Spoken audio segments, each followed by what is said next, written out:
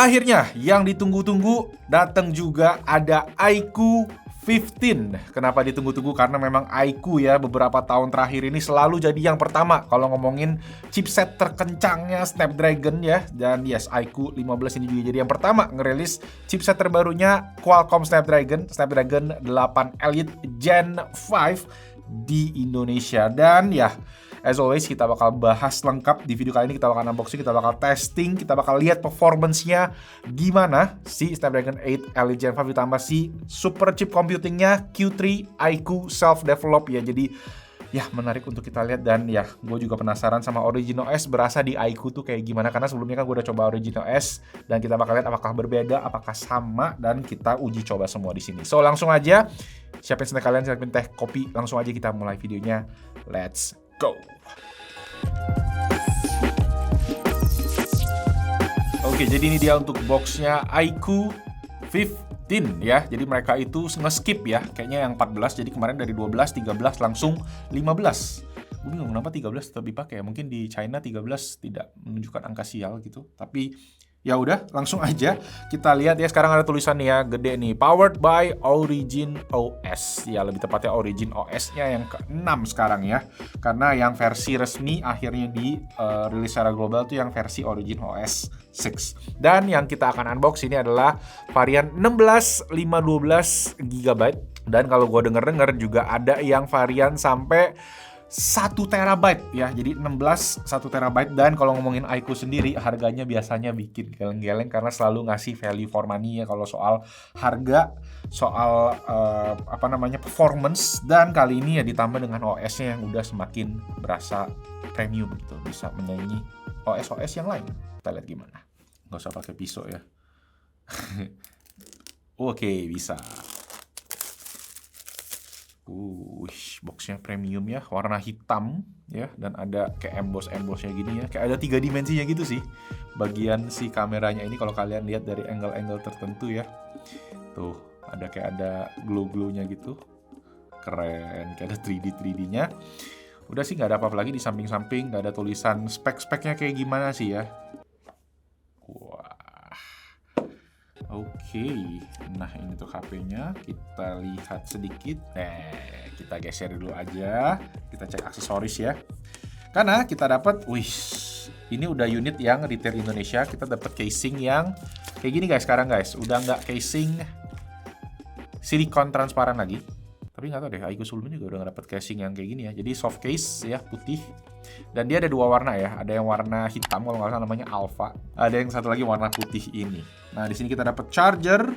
Yang mana chargernya ini 100 watt ya, max. Dan ini adalah kapasitas yang bisa diterima maksimal sama si iQOO 15 ini dengan kabel A2C.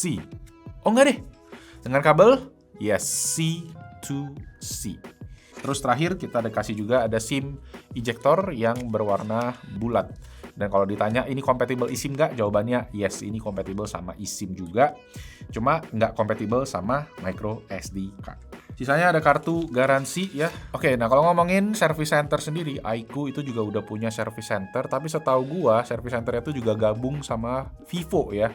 Jadi kalau di daerah kalian, mungkin kalau kalian pengen service, itu bisa dicek juga di sana. Tapi di sini tertulisnya sih semua yang iQOO Service Center. Karena gue pernah lihat di tempat gue pergi, itu service centernya Vivo itu juga bisa buat service iQOO, ada logo atau brand iQOO-nya. Sip, kita lanjut dengan HP-nya ya, yang mana ini dia menggunakan kayak apa sih, robek-robek gitu. Yang mana gue sebenarnya agak sayang sih ya kalau mesti dirobek gitu. Tapi kalau kalian nggak mau robek, bisa dibuka di bagian belakangnya ini, tinggal ditarik aja nih, dia ada kayak semacam lemnya gitu, sama ada pil-nya sedikit kali ya. Coba kita tes. Oke, pelan-pelan aja, santai. Nah, bisa guys. Tapi ya kalau kalian mau robek ya sebenarnya robek aja sih. Yang menarik kali ini sekarang, nah ini dia desain bagian belakangnya. Cantik ya, khasnya iQOO dengan bagian rounded kamera frame-nya ini yang agak geser ke kiri ya. Dan sekarang udah fully flat frame-nya. Nah ini dia nih yang asik. Kemarin gue sempat ngintip-ngintip juga sebenarnya pas ke Shanghai si iQOO 15 ini. Dan enak banget feeling pegangnya ya semenjak dia flat ini. Gue nggak tahu sih, banyak orang bilang kalau frame-nya flat itu sebenarnya agak tajam, which is memang bener. Cuma mungkin ini ngasih perbedaan dari sebelum-sebelumnya yang kadang tuh ada curve-curve-nya sedikit gitu kan. Nah, sekarang dia udah fully flat lagi gitu kan. Dan ini ngasih kesan premium juga di sisi lain gitu ya. Dan ini frame-nya semua udah metal, bisa dilihat dari tanda-tanda antena lainnya ini ya. Yang semua garisnya banyak nih ya, pasti antenanya kenceng nih ya. Ada 2 garis di bagian samping kiri, 3 garis tadi di bagian samping kanan ya, dan ada tombol volume ya sama tombol power sebelahan. Bagian atas ini ada 2 garis antena lagi dan ada ini kayaknya IR blaster ya. Jadi kalau kalian mau remote pakai HP iQOO bisa, ada speakernya untuk stereo ya di bagian kiri atasnya. Di bagian bawah, nah di sini ada speaker stereo, ada 2 garis antena lain lagi USB Type-C. Ya ada 2 lubang, mungkin ini untuk udara atau untuk rilis udara karena dia udah IP ratingnya juga. Dan terakhir ada SIM card tray yang compatible dual SIM atau bisa pakai eSIM juga. Nah sekarang kita close up sedikit ke bagian kameranya. Nah untuk kameranya sendiri ini kalau gua cek dia ada telefoto sampai 3x dan dia menggunakan sensor Sony di main sama telefotonya ya. Dan ada tulisan ya 100x zoom kalau kalian perlu ngezoom jauh-jauh. Dan ya, kalau kita lihat sekarang di sebelah logo iQOO udah nggak ada logo yang familiar lagi ya, logo brand mobil. Yang gua favoritkan sekarang mungkin udah selesai kerjasamanya, so sekarang tulisannya Monster Inside aja karena memang monster di dalamnya. Kita hidupkan. Nah, iQOO 5G. Ya, agak pantul-pantul sedikit. Wih. Udah ada simbol-simbol Indonesianya kan. Dan iya sudah Origin OS, jadi agak beda nih ya starting page-nya. Oke, kita coba setup dulu aja sekali lewat biar kalian bisa lihat ya ada perbedaannya kayak gimana. Lokasinya Indonesia, udah baca next. Kita bisa pakai device lain kalau kalian pindah, bisa perangkat Android atau kalau dari iPhone juga bisa. Kalau gue skip aja, kita langsung konekin aja ke WiFi. Motor getarnya asik guys, kayak tet gitu, akurat banget, getarnya enak. Kita langsung lanjut. Oke, udah on screen fingerprint dan nanti aja kita rekomendasi layanan, rekomendasi. Nah di sini biasanya ada yang untuk bentuk iklan atau smart gitu-gitu. Nggak ada sih di sini, nggak ada iklan ya guys ya. Rekomendasi paling yang dipersonalisasi. Nah, kalian bisa matiin ya pas kalian startup kalau kalian pengen yang menurut kalian tidak kalian kasih izin gitu. Dan selesai. Nah, di sini juga ada layanan iQOO-nya kalau kalian mau daftar, silahkan didaftarkan dan di sini kalian bisa atur untuk navigasi. Gue lebih suka sekarang Android udah gesture full screen-nya oke. Ada masuk ke Origin OS. Nah, ini dia ya. Jadi untuk home screen Origin OS dan ya ini nih dapat semua tampilan baru ala Originnya ya. Settingsnya juga ini udah tampilan baru ya, icon-iconnya juga semua baru. Dan ya pastinya kita akan coba lebih lanjut testing si iQOO ini ya, iQOO 15. Dan habis ini gue akan coba balik lagi setelah kita testing lebih lengkap si HP-nya. Lanjut. 3 days later. Oke, jadi kurang lebih 3 hari kita testing si iQOO 15 ini dan ada beberapa hal menarik yang pengen gue share ke kalian. Nah, pertama yang unik banget dan bisa dibilang pertama juga di brand HP yang kita tes di Bastion.tech adalah screen protector yang mana out of the box ini tuh udah pakai anti-reflective screen protector yang bikin pantulan itu jadi keredam, jadi minim ya kalau kalian misalnya kayak lagi di studio atau lagi di indoor kena lampu dari atas atau lagi di luar pas terang, yang bikin kualitas layarnya lebih oke dan lebih enak dilihat. iQOO bisa dibilang brand pertama nih yang kayaknya ngasih anti-reflective screen protector out of the box, jadi mantep banget. Nah ini perbedaannya sama iQOO 15 yang nggak pakai screen protector, layar bawaannya masih agak mantul-mantul. Nah ngomongin layarnya sendiri, ada yang menarik nih, dimana pas gue research katanya ini pertama kali dia pakai panel dari Samsung ya, jenisnya M14 resolusi 2K. Tapi kalau gue cek itu katanya juga dipakai di iPhone 17 series, walau memang ukurannya beda ya. Ini 6,85 inch, refresh rate 144Hz dan tingkat keterangan yang bisa lebih terang up to 6000 nits ya, 2 kali lipatnya dari iPhone 17. Jadinya kalau kalian buat nonton Mulmed, Netflix, HDR atau YouTube ini udah oke banget, warnanya nampol, tapi mata tetap nyaman karena pantulan cahayanya jadi minim tadi. So, good job buat iQOO. Lanjut, kita ngomongin dapur pacunya. iQOO 15 ditenagai sama Snapdragon 8 Elite Gen 5, yang mana chipset flagship ini emang di serinya Qualcomm itu bisa dibilang yang paling powerful, tapi sekarang mereka bilang ini juga tetap efisien. Bener nggak sih kira-kira? Nah, kita langsung aja cek lewat performance test Snapdragon Elite Gen 5 di benchmark. Mulai dari Antutu, ini gua tes 5 kali, dapat di sekitaran 3,7 jutaan ya. Nggak bisa tembus ke 4 juta, yang mana klaimnya katanya segitu. Dan ini gua juga udah tes di mode Monster, mungkin ini soal ya software aja ya, tapi tetap aja itu peningkatan yang signifikan dari seri sebelumnya. Kalau gua cek itu sekitar 30% dari 8 Elite dan 80% dari 8 Gen 3. Walaupun catatan juga ini kita compare sama Antutu V10 yang mana di iQOO 13 sebelumnya ya. Jadi mungkin kalau di V11 naik sedikit lah 5%-an ya. Tapi tetap jadi antar generasi ini gede banget gapnya. Nah, kalau yang sejarah ini kita tes di Geekbench 6, sama-sama Geekbench 6 kita dapat angka 3.549 di single core dan 10.318 di multi-core. Peningkatannya 21% di multi-core dan 10% di single core dibandingin sama iQOO 13 generasi sebelumnya.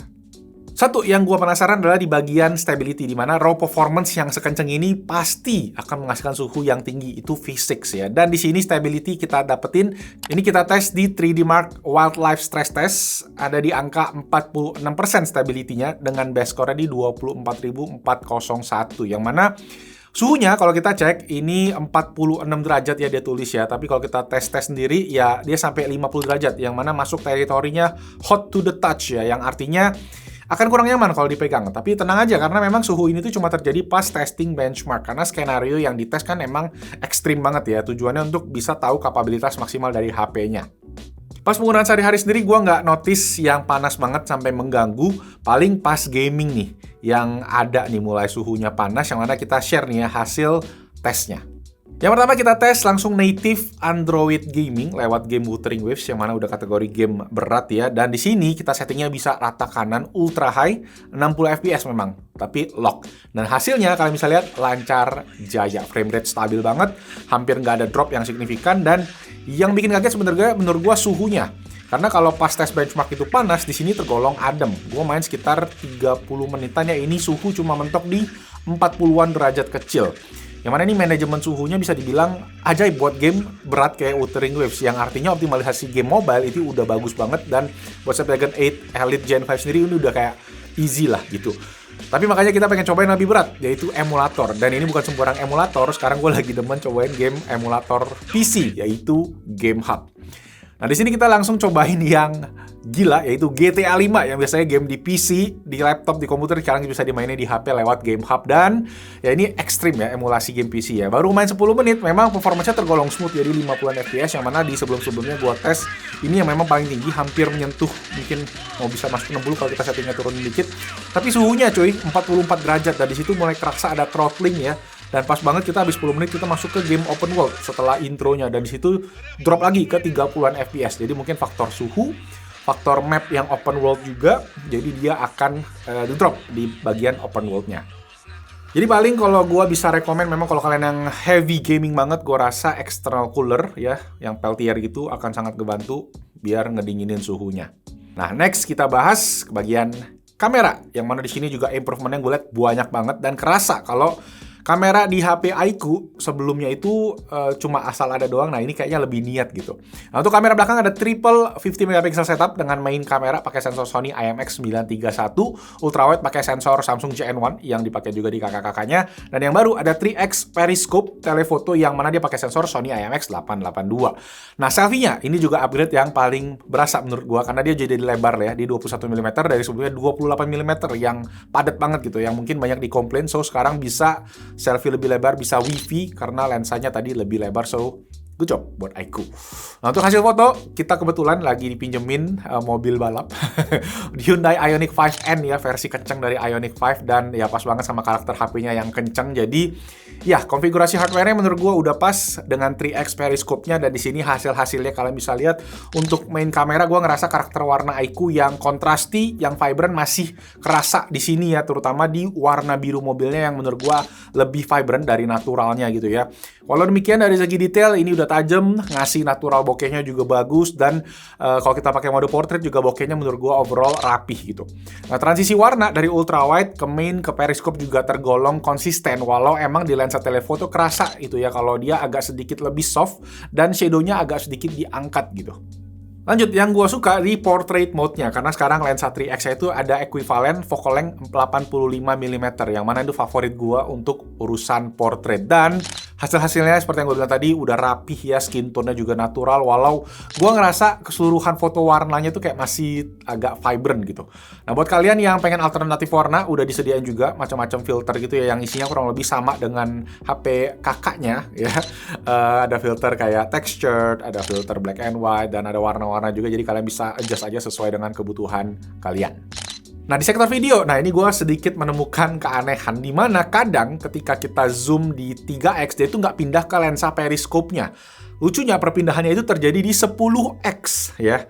Jadi gue cobain berbagai skenario, yang mana gue temuin ketika kita fokus distance-nya mungkin kurang jauh, dia akan ganti lensanya tuh baru di 10X. Jadi kalau kalian foto dengan posisi yang jauh, dia di 3X akan ganti. Ya, jadi agak sedikit kurang konsisten aja sih. So, hopefully ini bisa dibenerin lewat software update, karena ya so far gue dapet software update-nya lumayan. Selama 3 hari testing, gue dapet 2 major software update yang detail ya, which aku perhatiin juga artinya soal si software update-nya. Terutama nih udah pakai Origin OS gitu kan. Nah, kalau kalian sendiri gimana? Yang udah pakai iQOO sebelum-sebelumnya soal software update, boleh di komen di bawah. Atau kalau yang udah pakai iQOO 13 udah dapat Origin OS update, boleh juga di komen di bawah. Ini untuk hasil video dari iQOO 15, dan ya dia fokusnya fix di muka ya. Kalau kita deketin muka, dia agak soft, tapi ya overall color oke, skin tone oke, highlights juga masih aman tuh, terdefinisi.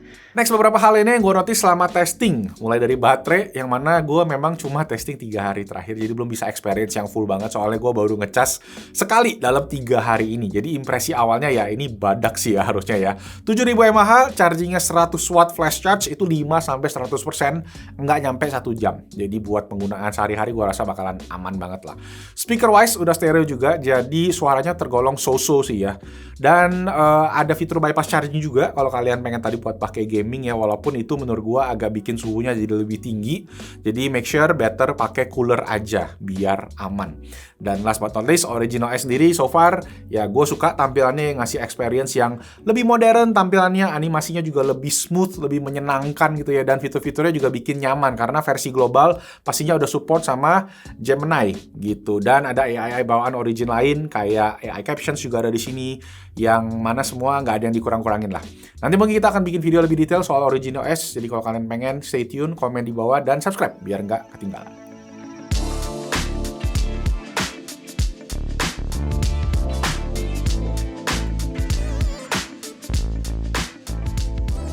So yes guys, itu dia buat iQOO 15. Kesimpulannya memang HP ini performance-nya garang banget tadi ya. HP pertama yang pakai Snapdragon 8 Elite Gen 5. Jadi yes, jelas performance-nya. Kameranya juga dapat ubahan yang meaningful ya, yang intentional, dan Origin OS juga ngasih experience yang lebih premium. Catatan gue memang tadi ya lebih ke konsistensi aja di bagian kamera, yang software-nya perlu dipoles-poles lagi ya. Semoga sepanjang perjalanan akan lebih dipoles, sama suhu juga yang mesti kalian jaga kalau kalian memang pengen geber abis. Ya, gua rasa pakai cooler akan sangat membantu. Tapi untuk mobile gaming juga kayak tadi Wuthering Waves easy aja ya, rata kanan nggak pakai pusing. Terakhir soal harganya, iQOO 15 resmi dijual di Indonesia starting dari 12,999 juta untuk varian yang basic ya 12,256, dan tertinggi itu 15,999 juta untuk varian 16 1 tera. Nggak ada Pro-Proan, Max-Maxan, itu nggak ada, satu macam ini aja iQOO 15. Oke, ada peningkatan dibanding sebelumnya dari segi harga, tapi menurut gua overall value memang tetap oke, terutama buat kalian lagi nyari performance yang mentok ya. Dan saat video ini dibuat ya baru iQOO ini yang rilis dengan Snapdragon 8 Elite Gen 5. Jadi kita tunggu nanti saingannya, dan bakal kita adu-adu juga nih di video berikutnya sama HP-HP lain. Atau kalau kalian ada rekomendasi, langsung aja tulis di komen di bawah. Oke, thank you semua yang udah nonton guys. Semoga videonya bermanfaat, dan kalau iya bisa kasih tombol jempol ke atas, dan kalau enggak boleh ditulis kenapa, dan tetap kasih jempol juga. Itu aja, thank you semua yang udah nonton. Nama gue Melvin, I'll see you guys on the next video. Ciao. Kalau pengen lihat review mobilnya, ada di channel satu lagi. Itu juga keren banget.